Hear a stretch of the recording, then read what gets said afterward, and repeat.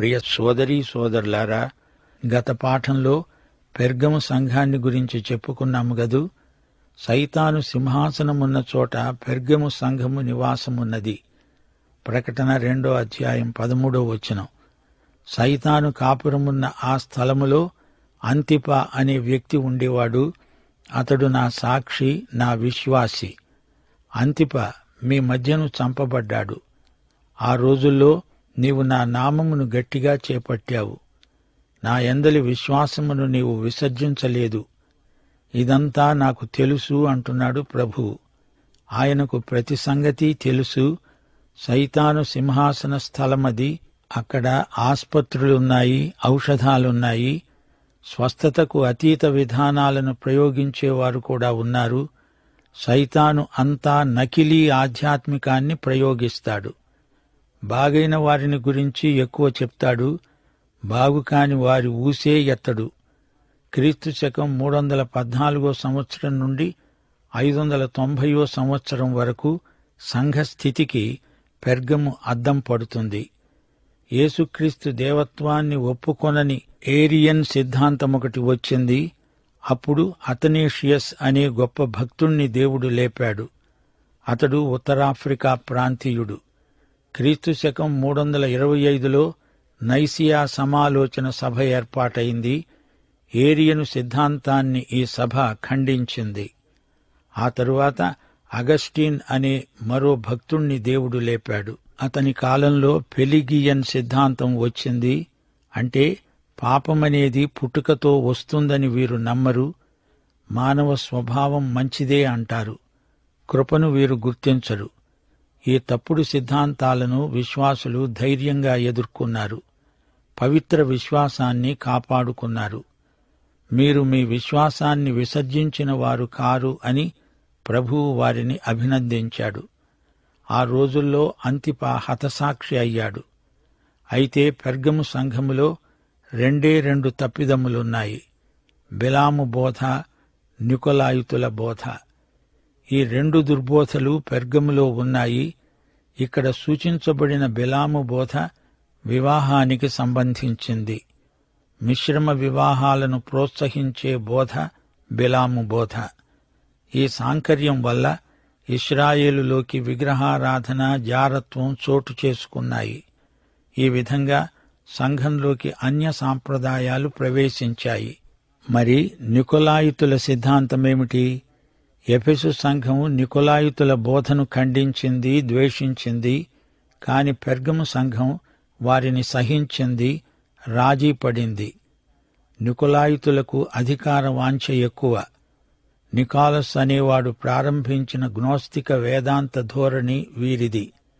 యాజకులకే అంతా తెలుసు అని, విశ్వాసులందరికీ యాజకత్వం లేదని, యాజకులదే అధికారమని వీరు దుర్బోధలు చేస్తారు. యేసు ప్రభువుకు ఈ నికొలాయితులు అంటే అసహ్యం. ఆయన ద్వేషించే పనులు చేయకూడదని హెచ్చరిక. జయించే వానికి బహుమానం. యేసు రక్తమే జయం, గొర్రెపిల్ల రక్తమే జయం. మరుగైన మన్నా వీరికి తినిపిస్తాను అంటున్నాడు ప్రభువు. యేసుక్రీస్తు మరణాన్ని, ఆయన వ్యక్తిత్వాన్ని సూచించే మాట ఇది. నేనే జీవాహారమును అన్నాడు ప్రభువు. యోహాను సువార్త 6:32-35 వరకు. ఆయన లోకానికి మరుగైన మన్నా. పెర్గము సంఘమా, నీకు నేను బహుమానంగా ఒక తెల్ల రాయి ఇస్తాను. దానిమీద కొత్త పేరు చెక్కబడి ఉంటుంది. పొందిన వారికే గాని అది మరెవరికీ తెలియదు. తెలుపు రంగు పరలోక వాతావరణానికి సంకేతం. తెల్ల రాతి మీద చెక్కబడిన పేరు. ఇది గొప్ప బహుమానం. తనకు బహుమతి గ్రహీతకు మధ్య ఉన్న ప్రేమ సంబంధాన్ని సూచించే పేరు. అది ప్రతి ఒక్కరికి ప్రత్యేకం. ఒకరి పేరు మరొకరికి ఉండదు. పెర్గము సంగతి ముగిసింది. ఇప్పుడు 18వ వచనం నుండి 29వ వచనం వరకు తుయతైర సంఘం. తుయతైరలో ఉన్న సంఘపు దూతకు ఈలాగు రాయి: అగ్నిజ్వాలల వంటి కన్నులు, అపరంజిని పోలిన పాదములు గల దేవుని కుమారుడు చెప్పే సంగతులేవనగా, నీ క్రియలను, నీ ప్రేమను, నీ విశ్వాసమును, నీ పరిచర్యను, నీ సహనమును నేనెరుగుదును. నీ మొదటి క్రియల కన్నా నీ కడపటి క్రియలు మరీ ఎక్కువైనవని ఎరుగుదును. అయినను నీమీద తప్పు ఒకటి నేను మోపవలసి ఉన్నది. ఏమనగా, తాను ప్రవక్త్రిని అని చెప్పుకుంటున్న యెజెబెలు అనే స్త్రీని నీవు ఉండనిస్తున్నావు. జారత్వము చేయడానికి, విగ్రహాలకు బలి ఇచ్చిన వాటిని తినడానికి అది నా దాసులకు బోధిస్తూ వారిని మోసపరుస్తున్నది. మారుమనస్సు పొందడానికి నేను దానికి సమయమిచ్చాను గాని అది తన జారత్వము విడిచిపెట్టి మారుమనస్సు పొందనొల్లదు. ఇదిగో, నేను దానిని మంచము పట్టించి దానితో కూడా వ్యభిచరించేవారు దాని క్రియల విషయమై మారుమనస్సు పొందితేనే గాని వారిని బహుశ్రమల పాలు చేస్తాను. దాని పిల్లలను నిశ్చయముగా చంపుతాను. అందువలన అంతరింద్రియములను హృదయములను పరీక్షించేవాడను నేనే అని సంఘములన్నీ తెలుసుకుంటాయి. మరియు మీలో ప్రతివానికి వాని వాని క్రియల చొప్పున ప్రతిఫలమిస్తాను. అయితే తుయతైరలో కడమవారైన మీలో అనగా ఈ బోధను అంగీకరించక సైతాను యొక్క గూఢమైన సంగతులను ఎరుగమని చెప్పుకునే వారందరితో నేను చెప్పునదేమనగా, మీ పైన ఏ భారము పెట్టను. నేను వచ్చే వరకు మీకు కలిగి ఉన్న దానిని గట్టిగా పట్టుకొనండి. నేను నా తండ్రి వలన అధికారము పొందినట్లు జయిస్తూ అంతము వరకు నా క్రియలు జాగ్రత్తగా చేసేవానికి జనుల మీద అధికారమిస్తాను. అతడు ఇనుపదండముతో వారిని ఏలుతాడు. వారు కుమ్మరివాని పాత్రల వలె పగలగొట్టబడతారు. మరియు అతనికి వేకువ చుక్కను ఇస్తాను. సంఘములతో ఆత్మ చెబుతున్న మాట చెవిగలవాడు వినుగాక. తుయతైర సంఘం రోమక సాంప్రదాయాలతో పూర్తిగా నిండిపోయిన సంఘం. సంఘ చరిత్రలో అది చీకటి యుగం. క్రీస్తు శకం 590 సంవత్సరం నుండి 1517 సంవత్సరం వరకు సంఘానికి ప్రాతినిధ్యం వహిస్తుంది. పెర్గము తరువాత తీరం నుంచి లోపలికి వెడతాము. రాబోయే సంఘాలన్నీ లోపలి ప్రాంతాలలో ఉన్నవే. తుయతైర సంఘ ప్రదేశం ఎంతో మనోజ్ఞమైంది. ఆకర్షణీయమైన దృశ్యాలు. తుయతైరకు అవతల పెద్ద లోయ. శత్రువులకు ఈ పట్టణం దుర్భేద్యమైనది. రోమా ప్రభుత్వం ఈ పట్టణం చుట్టూరా పహరా సైనిక సిబ్బందిని ఉంచింది. ఈ పట్టణాన్ని మొదట లూసిమెకస్ నిర్మించాడు. దానినే మొదటి సెల్యూకస్ పునర్నిర్మించాడు. హెర్మస్ లోయ నుండి హిమాలయ పర్వతాల వరకు అతని రాజ్యం వ్యాపించింది. ఈ పట్టణాన్ని శత్రువులు సమూలంగా ధ్వంసం చేసి విడిచారు. ఈ పట్టణపు శిథిలాలు ఈ రోజున మనం చూడగలం. నెస్పాసియస్ అనే రోమక చక్రవర్తి ఈ పట్టణాన్ని గురించి ఎక్కువ శ్రద్ధ చూపినవాడు. మరమ్మతు చేయించాడు. రకరకాల వృత్తులకు చెందినవారు ఈ పట్టణంలో నివాసముండేవారు. బట్టల అద్దకం పరిశ్రమ తుయతైరలో ఎక్కువగా జరిగింది. లూదియా ఈ ఊరికి చెందిన మహిళ. పౌలు ఈమెకు ఫిలిప్పి నగరంలో బాప్తిస్మమిచ్చాడు. ఆమె ఐరోపా ఖండంలో రక్షించబడిన మొదటి వ్యక్తి. అపొస్తలుల కార్యములు 16వ అధ్యాయం 14వ వచనం. ధూమ్రవర్ణ చూర్ణం అమ్మే వ్యక్తి లుదియా. అపోల్లో అనే సూర్యదేవుడు తుయతైరలో తురిమ్నోస్ అనే పేరుతో పూజించబడ్డాడు. అయితే దేవుని కుమారుడు తుయతైర సంఘానికి ఉత్తరం రాస్తున్నాడు. ఆయన కన్నులు అగ్నిజ్వాలల వంటివి. ఆయన పాదాలు అపరంజిని పోలినది. అపరంజి అంటే థళథళ మెరిసే ఇత్తడి. ఇది తీర్పును సూచిస్తుంది. యేసుక్రీస్తు తుయతైర సంఘానికి తీర్పు తీరుస్తున్నాడు. అయితే కొన్ని విషయాలలో సంఘాన్ని మెచ్చుకున్నాడు. కొందరు వారిలో ప్రభువును ప్రేమించిన వారు సత్కార్యాలు చేశారు. విశ్వాసులు సత్క్రియలు చేస్తే ప్రభువు మెచ్చుకుంటాడు. యాకోబు పత్రిక 2వ అధ్యాయం 18వ వచనం. ఒకడంటాడు, నీకు విశ్వాసమున్నది, నాకు క్రియలున్నవి. క్రియలు లేకుండా నీ విశ్వాసాన్ని నాకు కనపరచు. నేను నా క్రియల చేత నా విశ్వాసమును నీకు కనపరుస్తాను అంటాడు. 6 అంశాలలో ప్రభువు తుయతైర సంఘాన్ని మెచ్చుకున్నాడు. 1, నీ క్రియలను నేనెరుగుదును. విశ్వాసులు తమ సత్క్రియల చేత తమ సిద్ధాంతాన్ని అలంకరించుకుంటారు. 2, నీ ప్రేమను నేనెరుగుదును. మతాచారాలలో తలమునకలవుతున్న ఈ సంఘంలో ప్రేమ ఉంది. అప్పుడు గొప్ప గొప్ప భక్తులను సంఘం కన్నది. జాన్ విక్లిఫ్, ఆన్సెల్మ్ మొదలైన వారు సంఘంలోని భక్తులే. ఇక 3వది విశ్వాసం. క్రియలకు ప్రేమకు కీలకం విశ్వాసమే అని మనమెన్నడూ మరచిపోకూడదు. 4, పరిచర్య, సేవ. 5, సహనం. ఇది కూడా తుయతైర సంఘంలో ఉంది. అది ప్రభువుకు తెలుసు. ఇక 6, నీ మొదటి క్రియల కన్నా కడపటి క్రియలు ఎక్కువ. రాను రాను సత్క్రియలు ఎక్కువ అయ్యాయే కాని అవి ఏమాత్రమూ తరగవు.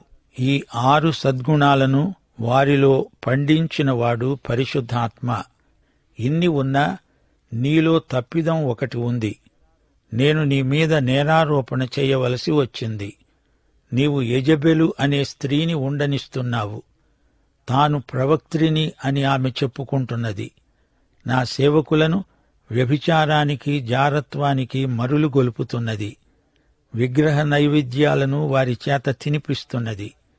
ఇశ్రాయేలు రాజ్యములోనికి విగ్రహారాధనను దిగుమతి చేసింది యెజెబెలు.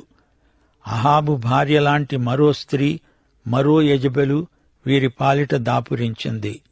ఆ యెజెబెలుకు సాటి ఈ యెజెబెలు. సంఘ చరిత్రలో అది తుయతైర యుగం, చీకటి కాలం. వారి క్రియలలోకి, ఆరాధనలోకి విగ్రహ పూజా విధానాలు ప్రవేశించాయి. హిల్డీ బ్రాండ్ అనే గ్రెగరీ మతాధికారి, అతడి కాలంలో విగ్రహారాధన ఆరంభమైంది. క్రీస్తునందుండవలసిన ప్రేమ క్షీణించింది. ఆధ్యాత్మిక విలువలు పోయి వ్యక్తి పూజకు చోటు దొరికింది. అలనాటి యెజెబెలు నాబోతును అన్యాయంగా చంపించింది. లుదియ ఎంత మంచి మహిళో, ఈ యెజెబెలు అంత చెడ్డ స్త్రీ. ఇద్దరూ తుయతైర సంఘానికి చెందినవారే. ఈమె నిజస్వరూపం ప్రకటన గ్రంథం 17వ అధ్యాయంలో చూడబోతున్నాము. భ్రష్ట సంఘానికి ప్రతీక యెజెబెలు. ఈమెకు ఎంత తరుణమిచ్చినా ఈమె తన జారత్వమును విడువదు, మారు మనస్సు పొందదు. ఆమెలో మార్పు రాదు. నేను వారినందరినీ శ్రమలకు అప్పగిస్తాను. మహాశ్రమలలో ఈ గుంపు భాగమైపోతారు. అది, దానితో సంహరించిన వారందరూ శ్రమల పాలవుతారు. దాని పిల్లలు చస్తారు. యెజెబెలు విధానంలో పెరిగిన పిల్లలు హతమైపోతారు. వారికి రెండో మరణం తప్పదు. సంఘములన్నీ ఈ సంగతి తెలుసుకోవాలి. సంఘములన్నీ అంటే అన్ని యుగాలలోని సంఘములు అని మనము గ్రహించాలి. అంతరింద్రియములను, హృదయమును పరిశోధించే దేవుడను నేనే. మీ తలంపులకు, ఆలోచనలకు నేనే తీర్పరిని అంటున్నాడు ప్రభువు. మీ అంతర్గతమంతా ఆయనకు బహిర్గతమే. అయితే ఈ తుయతైర సంఘములో కొందరున్నారు. వారు యెజెబెలు బోధను అంగీకరించరు. సైతాను యొక్క గూఢమైన సంగతులు వారెరుగరు. ప్రభు అంటున్నాడు, మీపైన నేను ఏ భారమూ పెట్టను.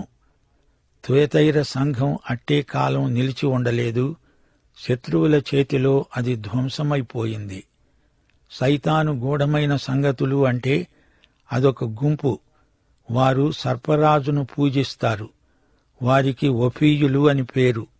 అదొక గ్నోస్తిక శాఖ. ప్రభు అంటున్నాడు, మీకు కలిగి ఉన్న దానిని గట్టిగా పట్టుకోండి.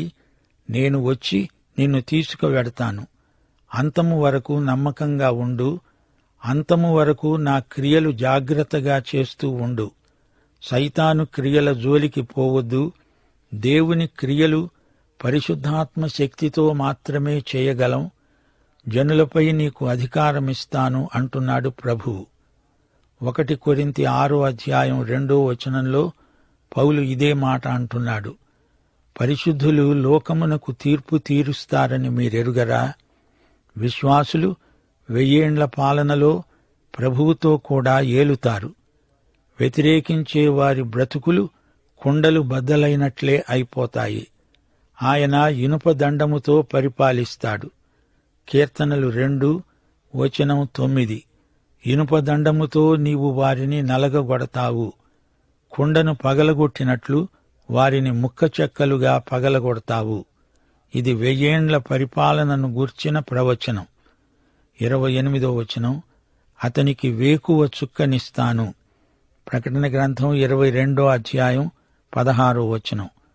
నేను ప్రకాశమానమైన వేకువ చుక్కను అంటున్నాడు ప్రభువు. ప్రభువు వస్తాడు. ఆయన సంఘం ఎత్తబడుతుంది.